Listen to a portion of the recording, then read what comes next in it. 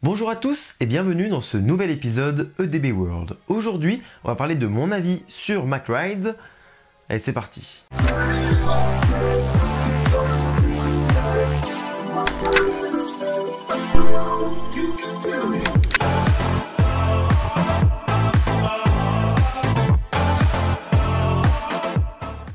Avant de commencer, je vous invite bien évidemment à vous abonner à cette chaîne YouTube ainsi qu'à me suivre sur mon compte Instagram. Comme je vous l'ai dit, on va parler d'un constructeur en particulier. Alors je ne vais pas faire son historique dans la mesure où ce sera pour une autre série de vidéos, j'en parle régulièrement, faut que je le fasse. Depuis 2-3 EDB World, j'ai décidé de parler un petit peu de certains constructeurs. Donc je l'ai fait avec Intamin, avec Gershauer dernièrement.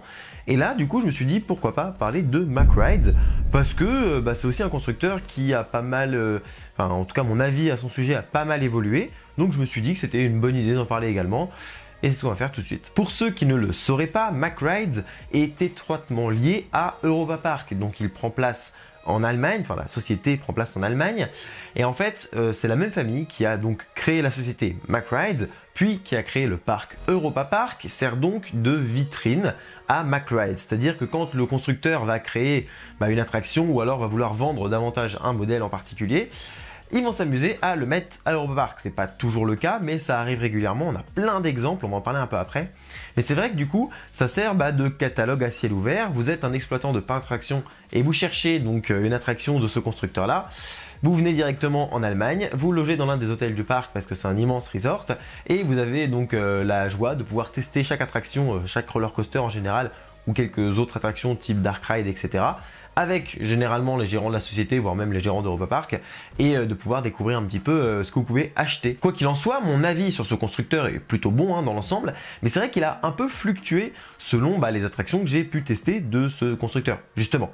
Donc on a déjà les Family Coasters, donc tout ce qui est attraction familiale pour tout le monde, avec des sensations légères. Bon là, encore une fois, à Europa Park, on en retrouve beaucoup. Donc on a, je sais pas moi, Cancan Coaster, qui est une attraction franchement agréable, et qui moi me plaît énormément. C'est l'une de mes préférées, si ce n'est ma préférée à Europa Park, parce que dans sa catégorie, elle est juste parfaite. Elle a été réalisée comme il faut, c'est-à-dire qu'on a un parcours qui est plutôt cool. Alors, ils ont repris un ancien parcours qui a été amélioré parce qu'il avait du vécu.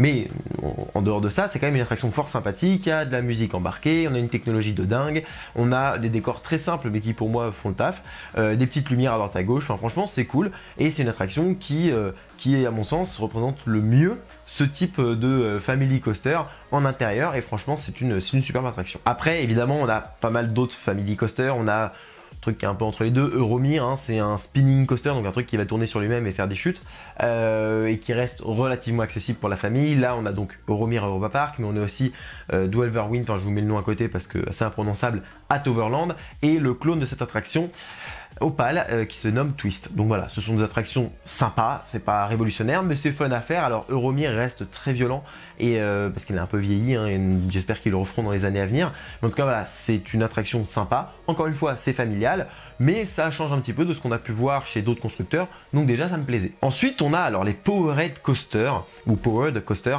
qui sont juste des attractions que j'adore. Je sais pas pourquoi, encore une fois, c'est un peu un type d'attraction qui est plus ou moins insignifiant. On a juste un rail qui est alimenté, qui alimente un train, et ce train circule sur la voie, point. En fait, c'est juste ça, c'est le système. Un système très simple, il n'y a pas de grosses chutes, il n'y a pas d'inversion, il n'y a pas de truc de fou. Ce serait sympa de faire ce genre d'attraction avec un peu plus de tonicité. Mais quoi qu'il en soit, on a donc quelque chose de très familial. Donc on a des petits wagons et puis on va circuler dans le parc. L'avantage, c'est d'avoir une vue sympa sur un parc. Et j'en ai fait beaucoup. Et MacRides, ça reste les meilleurs là-dedans. J'adore leur machine. Donc il y en a une à Nigloland. Il y en a une donc évidemment à Europa Park, qui est le tout premier coaster du parc, si je dis pas de bêtises, qui s'appelle Alpen Express Enzian, et c'est l'un de mes préférés, si ce n'est mon préféré, parce que il va vite et parce qu'on a une grotte qui est magnifique. Et en fait, dans cette grotte, on a donc de la musique, des odeurs, on a des super lumières. On a fait un récemment à Bodmienland. Je vous mets une vidéo en fiche d'ailleurs pour découvrir ma visite du parc. Mais à Bodmienland, c'était vraiment super. Il est immense. Je crois que c'est le plus long que j'ai fait. Et vraiment, je l'ai adoré. Donc pareil, vraiment trop cool. Donc ce type d'attraction qui de base est un peu insignifiant, est fun à faire. Et donc j'aime beaucoup. Donc déjà pour ça, Mac, j'adore. Dans le même esprit, mais avec une technologie radicalement différente, on a Arthur, donc à Europa Park, et je crois qu'ils ont vendu que quelques modèles à travers le monde, mais c'est pas très bien vendu. Je pense que ça coûte une blinde, mais c'est normal. C'est une technologie vachement intéressante. En fait, on a un train qui va être inversé, un peu comme Osiris, comme un inverted coaster. Sauf que là, en fait, ce train va avoir des nacelles qui vont donc pouvoir bouger de gauche à droite, donc déjà quand même pas mal pour s'orienter vers un décor, se mettre en marche arrière si besoin. Et puis bah forcément c'est propulsé comme un powerhead coaster. D'ailleurs c'est un powerhead coaster mais inversé. C'est vraiment top de pouvoir déjà donc faire un dark ride, donc une partie avec de la déco, de la musique, etc. Et puis passer un moment, on est dans un immense dôme, enfin dans une salle en fait où il y a les gens qui vont circuler. Ça fait partie du parc mais c'est un peu en intérieur.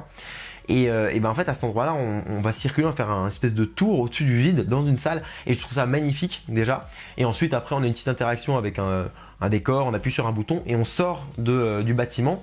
Et là donc on a une petite accélération, on va aller au-dessus d'un petit ruisseau, passer dans les arbres et c'est trop bien. Et ce genre d'attraction, je suis dégoûté que ça n'existe pas dans plus de parcs. Il y a tellement de parcs qui pourraient utiliser ça, ce serait super. Moi j'adore ce type d'attraction et je suis vraiment pour qu'il y en ait davantage. Malheureusement ça ne se vend pas. Voilà, dommage, parce que c'est un super modèle. Donc voilà, c'est encore une fois quelque chose que j'adore chez Mack, c'est qu'ils ont, je vais être un peu cru, ils ont beaucoup d'idées de merde, on va pas se mentir là-dessus, mais en même temps ils innovent et ils innovent beaucoup pour le coup. Ils ont toujours cherché un peu à bousculer un peu le marché en termes d'attractions, surtout familiales, et surtout dans les dispositions des voies, des trains, des choses comme ça. Donc c'est pas mal, ils n'ont pas autant révolutionné que certains autres constructeurs, mais ils ont eu cette, voilà, ils ont toujours d'ailleurs cette volonté de faire toujours un peu plus. C'est jamais de grosses technologies, mais ils arrivent à montrer que en fait, avec de simples bonnes idées et derrière une très bonne équipe, visiblement d'ingénieurs, on peut faire de très belles machines. Et évidemment, il y a des ratés, soit des ratés parce que juste c'est débile, soit des ratés parce que ça ne se vend pas. Mais dans les deux cas, ça fait avancer la boîte. Et ça c'est top. Vous le comprenez, ce constructeur me plaît énormément pour sa partie familiale. Je trouve qu'ils ont beaucoup de choses à revendre. Là je vous ai fait un petit panel de choses qui m'ont marqué ou quoi, mais il y en a plein d'autres. Il y a d'autres attractions que j'ai pu faire de chez eux dont je ne vais pas forcément parler. Et surtout, bah voilà, c'est un constructeur qui fait bien les choses, surtout pour du familial. Et c'est là-dessus que moi je dis franchement ils font partie des meilleurs, si ce n'est les meilleurs, et que je les adore. Mais ça a toujours pêché un petit peu de mon côté au niveau des sensations, parce que je trouvais qu'ils n'allaient pas au fond des choses. Ils n'allaient pas vraiment au bout de leurs idées et ils restaient un peu trop dans le light. Alors après c'est peut-être un parti pris, peut-être une volonté de leur part, mais c'est vrai que quand on fait une montagne russe à sensations, on s'attend à avoir des sensations et beaucoup de sensations. C'est l'avantage. Tant qu'à faire, sinon aujourd'hui on ne construirait pas des coasters comme Toutatis, comme Conda, comme je sais pas moi, comme The Ride to Happiness, on va en parler un petit peu après. Mais voilà, des attractions comme ça, on les construirait pas si on cherchait pas la sensation à fond. Donc, vous vous en doutez, on va parler de Blue Fire. Et pourquoi lui en particulier? C'est pas juste pour casser du sucre sur le dos de cette attraction et de ce parc. C'est vraiment juste parce qu'en fait, c'est le premier coaster à sensation que Mack a fait à grosse sensation. Et ça, c'est une chose importante à savoir parce que c'est un prototype techniquement. Donc, que forcément, c'est pas censé être la machine la plus aboutie. Et force est de constater que en termes de technique et en termes de beaucoup d'autres choses, cette attraction est vachement aboutie. Déjà, on a des trains qui ont foutu un sacré bordel dans le monde des parcs parce que c'est des trains qui sont super bien pensés, parce que vous êtes vraiment très bien installés dedans, maintenus par la taille. C'est une superbe réalisation. Quand on voit les trains de Blue Fire, c'est une superbe réalisation. On y est bien, c'est confortable. Et quand je dis que ça a foutu un peu le bordel, c'est parce que les autres constructeurs se sont retrouvés avec leur, pour citer Intamin, leur chaise de camping, que moi j'aime beaucoup, mais qui était quand même pas ultra confort pour tous les visiteurs. Et on s'est retrouvé avec des sièges tellement différents de ce qu'on avait avant et avec un confort tellement accru que les autres ont dû s'aligner sur cette dynamique, et ça a quand même fait bouger les choses au niveau des trains en tout cas. Sauf que de mon point de vue, Blue Fire est un peu trop soft en sensation. Je trouve que la propulsion, le premier launch, est un petit peu mou du genou, même si le départ est pas trop mal, mais c'est vrai qu'il est longué.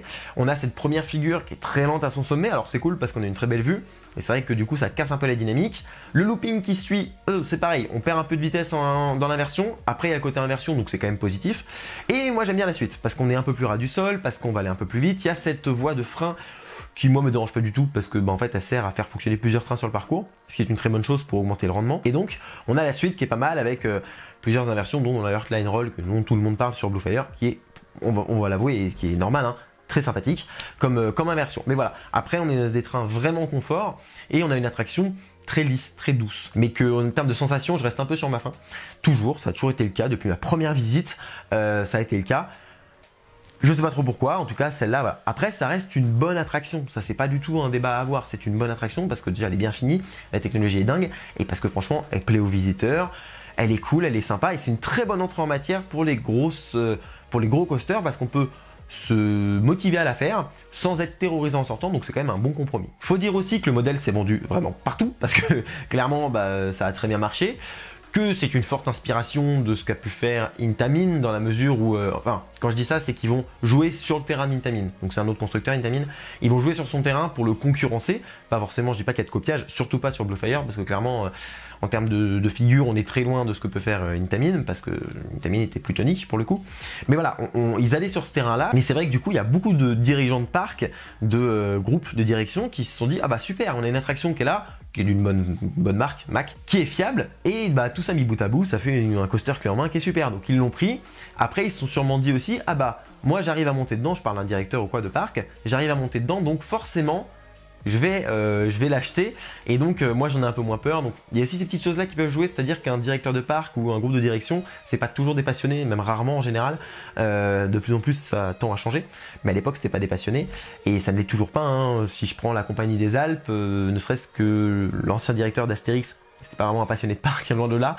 La Compagnie des Alpes, je pense que c'est un groupe qui dirige plein de parcs. Je pense pas qu'ils soient trop passionnés non plus. Encore une fois, ça tend à changer, ils en prennent de plus en plus, ça c'est top. Mais voilà, donc forcément ça s'est ressenti sur certains investissements. Et pareil, bah, on peut se douter que au niveau de Mack Rides, les gens qui ont été sensibles à Bluefire cherchaient pas forcément la plus grosse sensation. Ce qui est un peu dommage parce que ça fait stagner cette évolution qu'on avait au niveau de la sensation.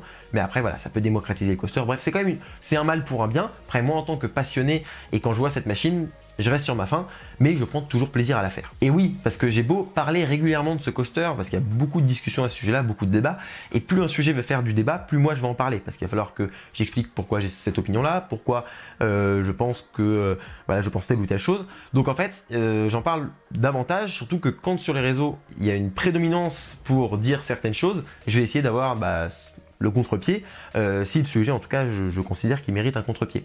Non pas pour donner une vérité générale, mais juste pour amener un discours différent, parce que c'est mon discours, en gros. Alors que si j'ai le même discours que tout le monde, je vais le dire une fois, mais après, vu que tout le monde a le même discours, on va pas non plus débattre dessus. Et bien c'est vrai que pour Bluefire, beaucoup ont pu penser, et c'est pareil pour Silver Star, qui n'est pas de conception Mack Rides, qui est de conception B&M, Bolliger & Mabillard, un autre constructeur. Et ben en fait, beaucoup se sont dit que je n'aimais pas ces deux coasters-là. Et beaucoup le pensent encore aujourd'hui, chiant. Mais à côté de ça, c'est faux. J'aime bien ces coasters-là. Je n'en raffole pas, je me dis pas je vais aller à Europa Park les faire. Non, si je vais à Europa Park, c'est pour l'ensemble.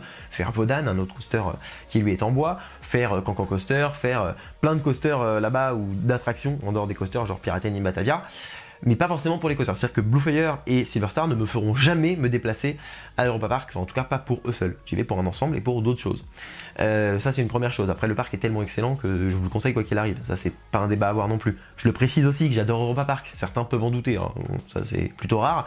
Ceux qui en doutent c'est qu'ils ont juste pas écouté et qui se font une idée débile. Mais à côté de ça, j'aime beaucoup Europa Park et Bluefire est une très bonne attraction qui manque un peu de sensation, mais c'est une bonne machine et je la fais à chaque fois que j'y vais et je suis pas dégoûté et voilà.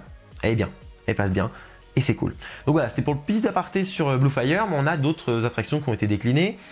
Je me rappelle avoir fait, donc c'était Opération Enterprise, Star Trek, enfin c'est dans l'autre sens mais c'est pas grave, à Movie Park Germany, qui m'avait plus plu que Bluefire. Alors il vibre un peu, voire beaucoup des fois, mais à côté de ça, on a une attraction qui est bien finie, avec des bons sièges et tout. Le launch, la propulsion est 10 fois pire que Bluefire. Alors là par contre, je pense que le premier launch, je peux taper un sprint à côté, je vais plus vite, juste sur le premier, parce qu'après je fais pas le malin non plus. Mais ça c'est même pas, je pense et je suis sûr. Et ensuite on a donc un triple launch au départ, et après on part. C'est vrai que le retour en arrière sur la flèche, quand on est tout derrière, c'était top, donc déjà très bon point. Et après le coaster était assez intéressant, c'est loin d'être le coaster qui m'a plus marqué, mais était sympa et du coup il m'a plus plu que Bluefire. Voilà, bon c'est une petite parenthèse, mais ça j'avais bien aimé. Et il faut savoir qu'il existe un autre coaster que j'ai pas eu la chance de faire. Alors, il en existe plein hein, de chez Mack, mais il y en a 2-3 dont il faut que je vous parle. On a Helix, et alors Helix, je n'ai que des éloges à propos de cette attraction. Elle se trouve à Liseberg, en Suède, et alors là clairement c'est une dinguerie. Rien que les vidéos sont folles, la musique qui a été créée pour cette attraction, elle est folle. C'est une attraction qui a été designée en grande partie par Andreas, qui est le directeur de Liseberg, qui est clairement un directeur qui est passionné de parc, ça y a rien à dire, je pense que c'est l'un des plus passionnés de tous. Quand il a créé donc cette attraction, tout ce qui ressemble à l'attraction, c'est oui les launches, donc les propulsions sont un peu douces, mais par contre, putain qu'est-ce que l'attraction est bien. Et il paraît qu'elle est folle, faut que j'aille la faire. Si vous l'avez faite, d'ailleurs, dites-moi dans les commentaires, ça m'intéresse, parce que j'ai envie d'avoir les retours. J'en ai eu beaucoup déjà, mais plus il y en a, mieux c'est. Et comme ça montrera aux gens que c'est une attraction à faire, si vous le pensez, évidemment. Mais voilà, il paraît que chez Mack, c'est une superbe attraction et qu'elle vaut vraiment le coup. Donc voilà, c'est une attraction que moi, je veux à tout prix faire, et qui a été en grande partie designé par Andreas, et donc c'est surtout lui, je pense, qui a poussé pour faire telle ou telle inversion, telle ou telle figure, et donc qui la rend aussi bien, parce que je pense que les ingénieurs de Mac, pendant une période en tout cas, ont été pas mal en retrait sur le type de sensation et tout. Donc il a su prendre une machine qui est propre dans ses caractéristiques, dans sa technique, etc. et la rendre en plus intéressante dans ses sensations. Donc là, pour le coup, rien à dire, bravo. Ensuite, on a le Big Dipper. Alors là, il m'a laissé un peu indifférent. Pour être honnête, il m'a laissé un peu indifférent, le Big Dipper, parce que j'en ai fait qu'un, il y en a deux qui existent pour l'instant. Un qui s'appelle Dynamite et un qui s'appelle donc Lost Gravity, Hawaii Bioland. Et il m'a laissé un peu sur ma faim. C'est une attraction qui a de très bonnes choses. La première chute est cool. La première accélération, enfin, quand on est en bas et qu'on va pleine balle et qu'on a la petite bosse, c'est cool. Mais après, il y a des figures un peu sans intérêt où on perd la vitesse. Et autant les temps morts sur un coaster, je m'en fous un peu. Autant là, le temps mort qu'on a, qui est un virage tout à plat, tout pourri, qui sert strictement à rien, celui-là il est nul et je l'aime pas du tout. Faut surtout savoir que ce type d'attraction est la concurrence directe des Eurofighter et des Infinity Coasters du constructeur Gerschler. Et Gerschler a tué le game, hein, ils ont pris tout le marché sur ce type d'attraction. Point. Encore une fois, je pense que Mac est un peu cher, mais surtout parce que l'attraction est mieux finie chez Gerschler. Et rien à dire, hein, en tout cas c'était le cas, c'était mieux fini, donc forcément les directeurs de parc ont fait leur choix. Et je le comprends tout à fait. Il faut qu'on parle quelques instants de Nigloland, qui est surnommé des fois l'Europa Park français, et à juste titre, parce que le 3/4 de ces attractions, de ces montagnes russes, sont de chez Mack Rides. On a donc une Wheelmouse, alors c'est un type d'attraction très simple, on fait des virages à plat, un peu relou des fois, et des chutes. Point, bon c'est très simple. C'est sympa, mais c'est très simple. On a donc, toujours dans ce parc, on a Spatial Experience, qui est le même délire que Cancan Coaster, sauf qu'il a été, il n'a pas été refait, Spatial, mais c'est sympa, c'est des petits trains, c'est du familial, on est à l'intérieur, enfin c'est cool. Ça tape un petit peu aujourd'hui, mais c'est quand même cool, moi j'aime beaucoup cette attraction. On a évidemment Alpina Blitz, qui est donc une attraction de chez Mack Rides, qui est super bien.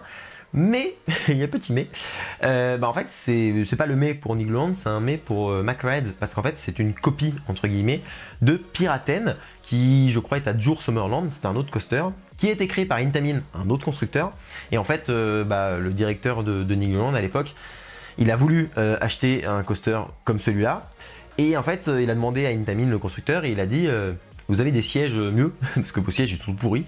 Et Intamin a dit non, pourquoi on sait pas. Et ensuite, du coup, ils ont été voir Mac, ils ont dit vous pouvez faire la même chose qu'eux, mais avec des sièges qui valent le coup et qui sont confort, donc les mêmes que Bluefire. Et Mac a dit bah oui, évidemment, et donc ils ont fait ça comme ça. Voilà, donc au final, c'est encore une fois pour vous parler des sièges, c'est une importance, surtout que derrière, en fait, Intamin a changé ces types de wagons, on le voit avec les sièges de Taron, et tout ce que je vous dis là, en fait, je le tiens d'un documentaire Coasters World sur Nigloland, enfin sur Alpina Blitz, je vous le mets en fiche parce qu'il est incroyable, voilà, n'hésitez pas à aller le voir, je vous le recommande très fortement. Pour le coup, Alpina Blitz est franchement cool, et a de bons airtime, une bonne chute, enfin franchement c'est cool, c'est une bonne attraction qui, moi, me plaît beaucoup. Avant de parler de la suite, on va quand même s'arrêter 2 secondes sur les coasters aquatiques, les water coasters, qui là ils en ont vendu beaucoup aussi, ça a bien inondé le marché. Donc on a forcément Krampus à Nigloland, je vous ai dit il y a des coasters de chez Mack à Nigloland beaucoup. Donc voilà, on a Krampus Expedition qui est un water coaster que moi je trouve vraiment sympa. On a donc après Poséidon qui est le même type que Krampus mais beaucoup plus vieux à Europa Park. Et à Europa Park encore une fois on a un large panel de water coaster, on a Atlantica Super Splash, donc là c'est un truc assez simple. Des fois, il y en a qui disent c'est clairement insignifiant. Moi, ça me fait marrer de le faire à chaque fois. Je suis en mode bon, c'est fun. Mais c'est vrai que c'est pas révolutionnaire et je trouve que c'est une grosse structure pour pas grand chose. Ça, c'est vrai. Mais sinon, bon, c'est une attraction que je fais. Elle est là. Bon, c'est sympa. Il y a Super Splash à Plopsaland que là, je trouve un peu plus modeste et franchement pas trop mal trouvé parce que on monte dans un ascenseur, on tourne et on fait juste une chute et on arrive dans l'eau. C'est même pas considéré comme un coaster par certains sites. Mais à côté de ça, c'est une attraction que j'aime bien. Donc voilà, c'est des petits trucs un peu à la con, mais que Mac sait faire. J'ai eu l'occasion de tester donc un water coaster de chez Intamin, un autre constructeur. Et étonnamment, celui Intamin ne vibrait pas du tout. Du tout. Parce que les water coasters de chez Mac, ils vibrent déjà. Et il y en a certains qui foutent des coups. Bon, c'est des vieux. Poséidon, par exemple, il est très vieux, donc il n'est pas agréable à faire. Mais c'est vrai que Krampus vibre. Sur certaines sections, c'est pas du tout gênant. Le visiteur qui n'est pas passionné ne le sentira pas vraiment. Et voilà, ça ne gâche pas le plaisir qu'on a de faire cette attraction. Mais c'est vrai que ça vibre. Et il y a d'autres attractions qui vibrent. Je sais que, je vous ai dit, Star Trek à Movie Park, il vibre un peu. Et puis il y a quelques attractions comme ça qui vibrent un petit peu. Des fois, Alpina Blitz, il a des toutes petites vibrations. Alors moi, ça me gêne pas du tout. Mais c'est vrai que des fois, il y en a qui surviennent. Et ça, sur beaucoup d'autres attractions de chez Mack. On ne sait pas trop pourquoi, mais en tout cas, des fois, ça vibre. Pour le moment, c'est pas trop gênant sur certaines attractions. Mais c'est vrai qu'il faudrait pas que ça le devienne parce que au fil des ans, ça va pas être top. Mais bref, toujours dans la catégorie water coaster, enfin non, roller coaster, mais qui joue avec de l'eau. Et en fait, on a Pulsar. Alors Pulsar, qu'est-ce que c'est? C'est une attraction qui est juste, là pour le coup, une invention débile, mais qui est top. Voilà. On a juste un truc, c'est un U, donc on a deux flèches de 40 mètres. On a une grande ligne droite avec juste une bosse. Et puis ils se disent, on va mettre un gros wagon là-dessus, puis on va le propulser, puis il va monter, redescendre, monter, redescendre. Et à la fin, il arrive dans un lac et boum, grosse vague. Ok, très bien. Pourquoi? Je sais pas, mais en tout cas ça marche et c'est super bien. Je sais que sur les forums à l'époque, les gens disaient waouh, c'est quoi encore leur usine à gaz, c'est quoi encore leur truc tout bizarre qu'ils sont en train de construire. Et en fait, ça marche parce que ça fait 40 mètres de haut, 100 km/h de vitesse de pointe, ça prend pas trop de place, c'est beau, clairement c'est magnifique avec la grosse vague. Faut savoir que quand le bateau repart en arrière, au moment où juste il monte et il redescend, le lac a le temps de monter de 20 cm pour faire la grosse vague, c'est pas rien. Et tout ça, je trouve que c'est super, la technologie est top. On peut avoir donc deux véhicules parce qu'il y a une gare qui va pivoter sur elle-même, enfin c'est juste dingue. Là pour moi c'est du grand Mack Rides et c'est génial et c'est de la sensation parce qu'on a de bonnes sensations dedans, de bonnes accélérations. Et donc là moi je dis bravo parce que là pour le coup c'était je crois que c'est l'une des premières attractions de chez Mack qui m'a vraiment surpris, qui m'a vraiment dit waouh en termes de sensations. Là c'est cool, là on a un truc qui change de d'habitude et qui est top. Et puis un jour il y eut The Ride to Happiness. Faut savoir que cette attraction, The Ride to Happiness, donc qui prend place à Plopsaland, en fait elle a été annoncée un jour. Ah voilà, Plopsaland achète un Extreme Spinning Coaster, c'est le nom du modèle de coaster. Ok, moi je vois ça, je dis ok, j'avais pas eu de grands retours, il y en a un autre qui s'appelle Time Traveler aux États-Unis à Silver Dollar City. Bon oui, j'avais pas eu trop de retours dessus alors qu'après coup on m'a dit ouais, il est vachement bien celui-là, mais je le savais pas. Et je me suis dit ok, ça va être une curiosité. Parce que les wagons vont tourner sur eux-mêmes et là c'est extrême, donc on va faire des inversions avec des wagons qui tournent sur eux-mêmes, le bordel.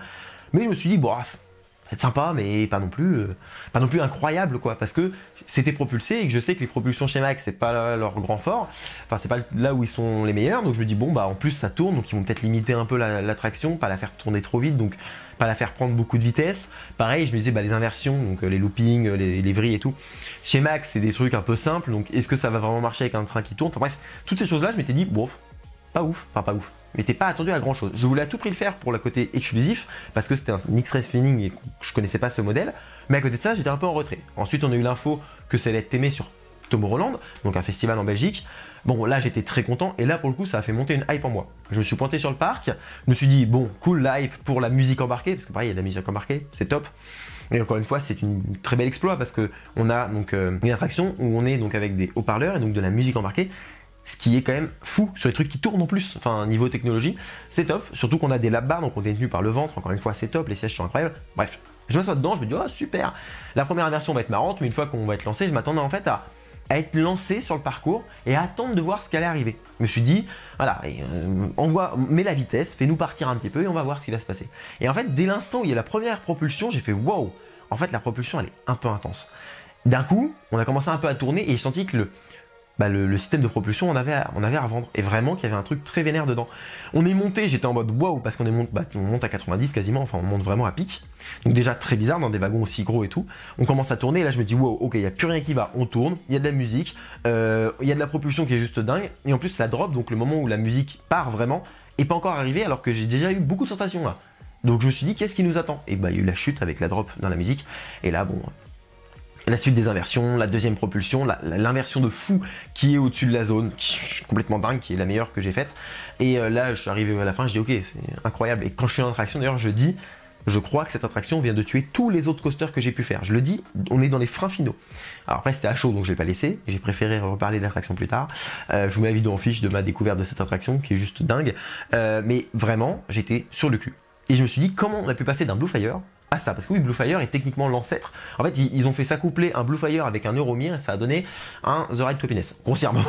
Mais en gros, c'est ça. Et comment ils ont pu passer de coaster aussi, Blue Fire aussi, enfin, j'aime bien encore une fois, mais aussi peu sensationnel à un truc aussi bien foutu, aussi intense. Je sais pas. c'est incroyable. Au niveau des airtime, c'est fou. Au niveau des inversions, au niveau de l'intensité, de l'originalité, de la refaisabilité. Parce que oui, un coaster, quand on l'a fait 20 fois, au bout d'un moment, on dit bon, c'est toujours le même. Lui, on peut le faire 20 fois, ce sera jamais la même chose. Et pour réussir à faire 20 fois la même journée, il y en a qui l'ont fait. Mais il faut être bien costaud, il faut avoir bien dormi. C'est vraiment, faut avoir faut avoir l'entraînement quoi. Donc non, pour le coup, là, je me suis dit, je sais pas comment ils ont fait, mais c'est une réussite absolue. Et à ce moment-là, j'ai dit, ok, MacRide, qui me déplaisait pas, mais qui était un peu bon. De la moyenne au niveau des sensations et qui voilà, cassait pas trois pattes à un canard, d'un coup m'a foutu une grande claque, il m'a réveillé, il m'a dit ok, MacRide, il sait faire des putains de trucs, donc quand les parcs le veulent, quand les parcs le désirent, ils peuvent avoir des trucs de dingue. Et de toute manière, eh ben, ils sont obligés d'aller vers là. Parce qu'en fait, on se rend compte que les jeunes, les enfants, qui avant, à 10 ans, des fois, ne montaient pas au-delà d'un coaster familial type Big Thunder Mountain à Disneyland Paris, ou je sais pas moi, un Cancan Coaster. Aujourd'hui, un gamin de 10 ans, le trois quarts du temps, il va sur des trucs comme Blue Fire, comme Silver Star, pour ne citer que, mais aussi sur Taron à Fantasyland, sans aucun problème. Moi, je vois des mômes, à leur âge, j'aurais même pas osé mettre un pied dans la gare, eux, ils sont déjà dans le train et ils enchaînent. Ça, c'est un truc, ça évolue beaucoup parce que bah, ils naissent avec ça, donc ils ont beaucoup plus cette habitude des sensations. Il y en a encore qui ont peur, mais comme tout le monde. Donc pour le coup, ça, c'est une évolution qui marque. Pourquoi je parle des mômes forcément? Parce que en fait, ça veut dire que si à 10 ans ils font ça, croyez-moi qu'à 18-20, pour les ramener dans un parc avec des sensations, faut qu'il y ait un truc un peu costaud quand même. Et donc ça va dans un sens, et on le voit dans tous les coasters, hein, de plus en plus de sensations, et de plus en plus d'originalité, et de plus en plus de diversité dans le coaster. Il faut que le parcours soit intéressant. On n'a plus juste une propulsion, des inversions à la con, genre un looping, un deuxième looping, et je sais pas quelle autre connerie, et c'est fini. Non, on a une complexité qui, je trouve, enfin que je ne retrouvais pas forcément chez Mac, qui a radicalement changé avec l'ouverture de The Ride to Happiness évidemment, mais que qu'on retrouve dans beaucoup de parcs. Regardez, Toutatis au parc Astérix, c'est une attraction très complexe de chez Intamin. Conda, alors, Conda c'est surtout beaucoup sensationnel, mais c'est vrai qu'elle n'est pas si complexe que ça, mais c'est sensationnel avec un parcours assez intéressant. Untamed à Walibi Holland, on voit que niveau complexité, niveau sensation, c'est incroyable. Pareil, l'attraction qui devrait voir le jour à Walibi Holland, le Raptor Track, bon, je vous mets une vidéo en fiche si ça vous intéresse, mais bon, c'est encore un peu en sursis. Mais quoi qu'il en soit, cette attraction, si elle voit le jour, pareil, niveau sensation, ça doit être un truc assez intéressant quand même, pour pas dire hyper violent. Bref, on voit bien que ça évolue et que les parcs de plus en plus vont vers la sensation verticale à rétro-accurée. C'est un coaster à sensation dans un parc clairement familial et pourtant ça marche du feu de Dieu. Donc tout ça, ça montre qu'il y a une évolution et ils vont vers l'avant là-dedans. Et donc il faut que Mac se mette à la page et puisse vendre des coasters à très forte sensation. Pour moi, ils y arrivent. Donc ça, c'est une première chose. Sachant qu'ils ont quand même des innovations qui arrivent. Alors, petit aparté, mais j'en ai parlé dans un autre épisode. Pareil, je vous mets en fiche, on verra. Mais en tout cas en description. Quoi qu'il en soit, dans un autre épisode où je vous parlais du Futuroscope et d'une de leurs nouveautés qui allait arriver, il s'agit donc d'un bateau qui va être alimenté, qui va sortir de l'eau, rentrer dans l'eau. Enfin, c'est tout un bordel avec marche arrière. Bref, je vous mets une vidéo, ça vous intéresse. Mais c'est un truc très bizarre. Sauf que ça innove. Là, en gros, on regroupe les attractions propulsées, les attractions aquatiques, les attractions à sensation, visiblement, petite sensation, mais quand même, et avec un dark ride, donc un effet de décor, de choses comme ça.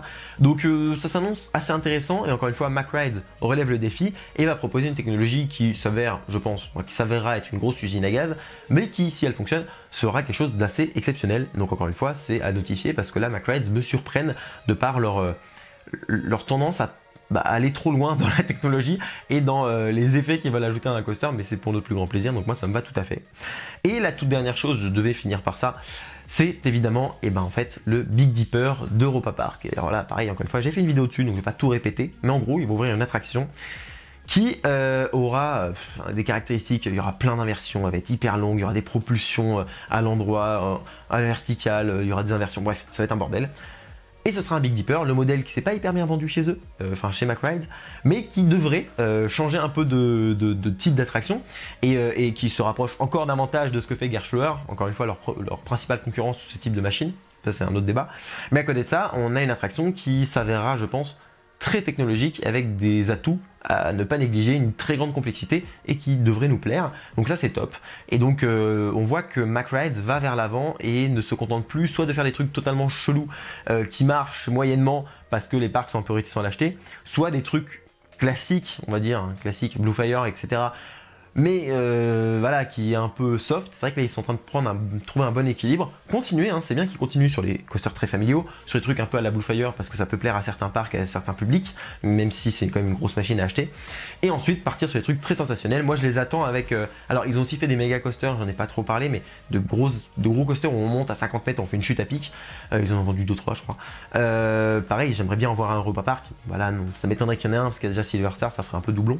Au pire, virez Silver Star et mettez-en un de chez vous à la place. Et je pense que McRides va de plus en plus aller sur les sensations, sur les trucs un peu inédits. Et parce qu'il y a des parcs qui un jour ils vont arriver, ils vont dire bon bah nous on veut un truc comme Blue Fire, mais vous le mettez de la tonicité, vous le mettez du poney là-dedans, et hop, je pense qu'ils seront capables de le faire même sans aucun doute, hein, parce que aujourd'hui c'est la dynamique, encore une fois. Voilà, je pense avoir fait à peu près le tour, et tout ça pour vous dire qu'aujourd'hui j'adore ce constructeur pour tous les aspects qu'englobe en fait un constructeur, tout simplement. Même si oui, il y a le petit côté Blue Fire qui me plaît un peu moins, en fait ça a été racheté par des trucs comme The Ride to Happiness ou autre. On a le côté aussi qui vieillit un peu mal, c'est vrai que leurs coasters vieillissent un peu mal. Donc à ce niveau-là, il faudra faire attention. C'est vrai que chez Intamin, à l'inverse, ça vieillit très très bien les coasters, ça y a rien à dire pour la plupart, parce qu'il y a toujours des exceptions, hein, comme chez l'un comme chez l'autre.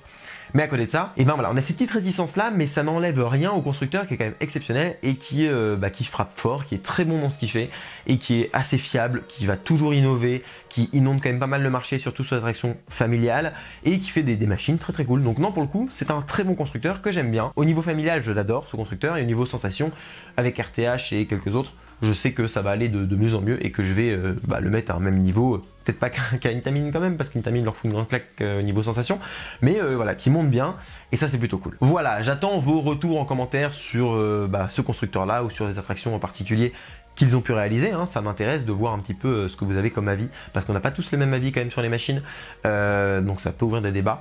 Ceci étant dit, je vous remercie d'avoir suivi cette vidéo jusqu'au bout. Je vous dis à bientôt pour un prochain épisode, soit en EDB World, soit une vidéo dans un parc. D'ici là, soyez enthousiastes. Salut!